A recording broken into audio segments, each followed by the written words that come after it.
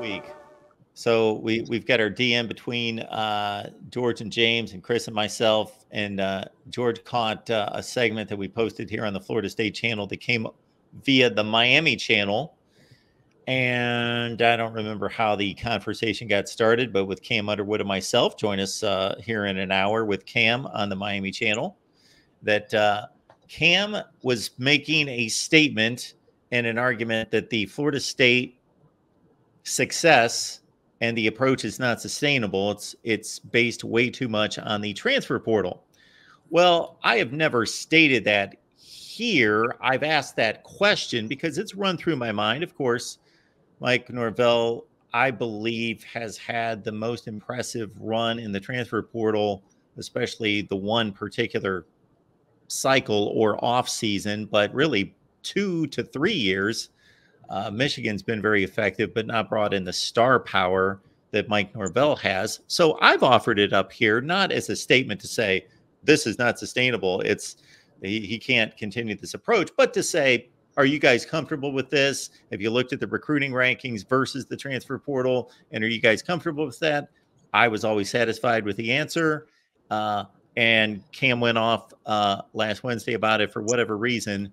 And George got a hold of that. So, George, I'll let you respond. Yeah, I don't know if you saw some of the graphics that I made or some of the talk going around, but it really was a beautiful thing. It just provided an opportunity with me because I kind of, get on my soapbox, and it's kind of aggravating kind of how people treat the portal and act, like this, and especially Miami fans given their proclivities. And, currently, if you looked at the counter, I believe we retook the lead by signing, Cam Riley and Omarion Cooper. But at the point he made that video, Miami had 42 transfers in Cristobal's tenure in Miami. And in that same time, Florida State had 41.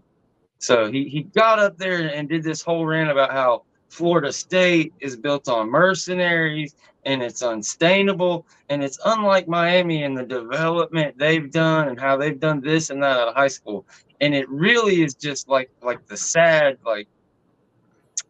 I don't know, it's a troll. It's like almost a troll. And so when I get to talking and I talk to people about the amount of talent Mike Norvell's bringing in, and when you look at Miami and what they have and how I don't understand about the talent, people say that I'm making it up. So really just that kind of 5-minute clip, it was beautiful, because he was in the examples he brought up of the culture that's unsustainable. Jordan Travis, a guy that was here for 4 years, did all these great things for the university. Trey Benson, he was claiming him for Mario Cristobal, and this another guy here 2 years, went early. It just doesn't hold up. There just wasn't anything in there that he actually said that was true. It was just kind of based on emotion. And when you look at the facts, it blows your mind that somebody from Miami would say that, because they've literally taken the same exact number of transfers just without the success whatsoever. And the guys that Florida State takes, you can count on one hand the ones that were these one-year mercenaries. Most of them 2, 3, some even 4 years that stay with the program. So it's just, I'm not sure what high school development he was talking about that's went on at Miami, that could, they got that 22 class that came in. Nobody really in the country had a good one. So you can wipe that one off the map. So we're in year 3. It's just where is this? Who are these high school guys that are getting developed at Miami versus Florida State? It's kind of that nature of it. You can have an existential conversation about whether you should have this many. Should it be 60% high school and 40% portal? But that was really just propaganda. I'm not sure if James caught it, or we could even play some of it. But yeah, there's a conversation to be had. But his kind of framing of what Miami's doing versus what Florida State's doing, it just couldn't be farther from the truth. And what's not addressed in there is the exits. Florida State, they just don't have the exits. They just keep adding more players and improving the roster little by little. And when you want to talk about high school recruiting, for example, it's a steady trend up, all the way up into the top 10 now. So it's how could they possibly do it? They built a house of cards for a one-year team in 2023. They went 13-1. Yeah, but they did that with 40% blue chip ratio in all these shitty high school classes, excuse my language, that you talked about.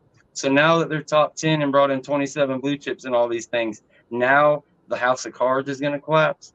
And I don't know. And when you want to talk about high school development, again, half of Florida State's team, Shaheem Brown, Joshua Farmer, Patrick Payton, DJ Lundy, I could go down the list, Azaria Thomas. All these, half the starters on the team are literally high school guys in their third, fourth year.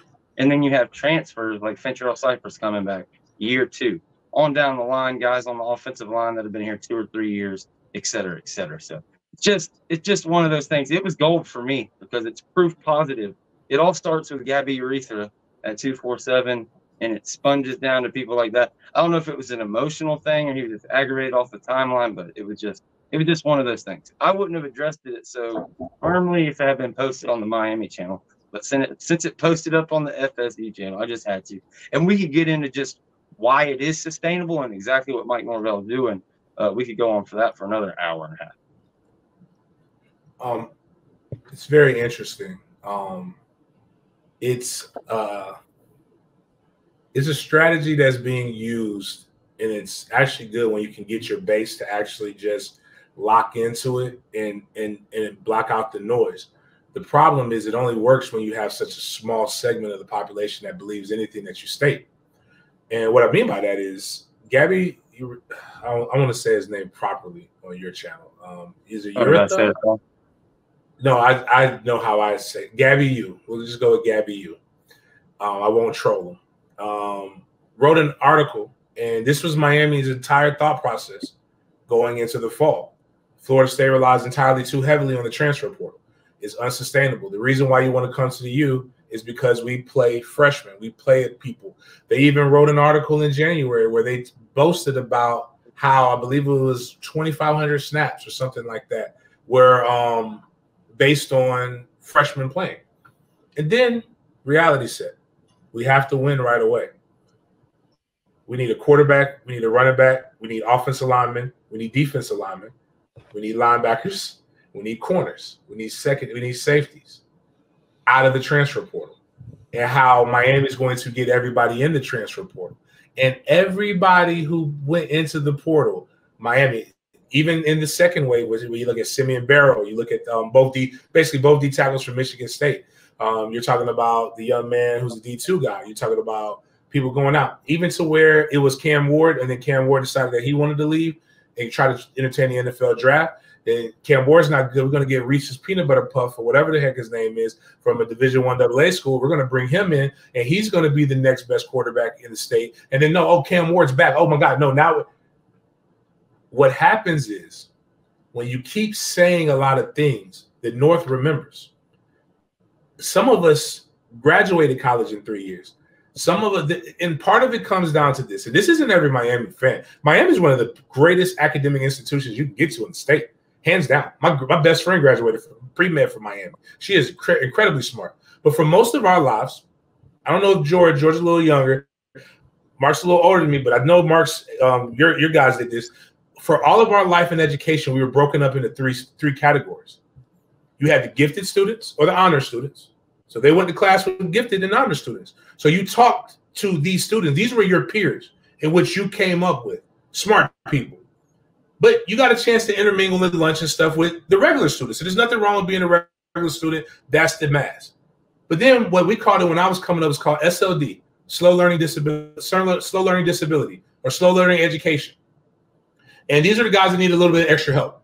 They were in one class all day, and they yelled a lot. They talked with a lot of passion. They wore helmets. Teachers, you had to get extra teachers and extra assistants to these people because they can be deterrents to the normal kids, the regular education kids, and then the honors kids. So you didn't want them there. But the problem is once we became adults and they gave us social media, we went from our whole life being broken into these three categories in which we learn to now we are all in the same classroom.